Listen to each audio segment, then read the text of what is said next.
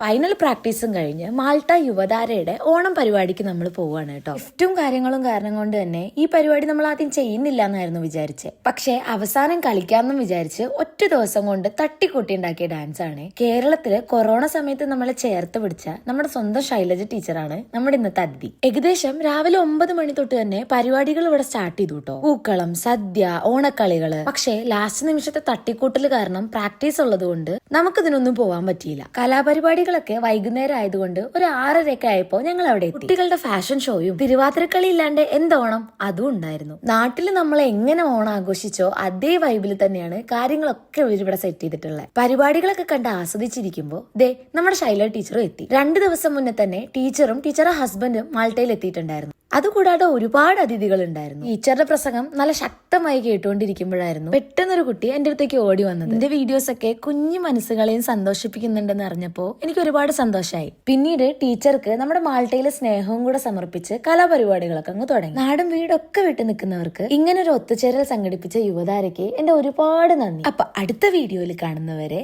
Be happy with Kunjappi. Tata.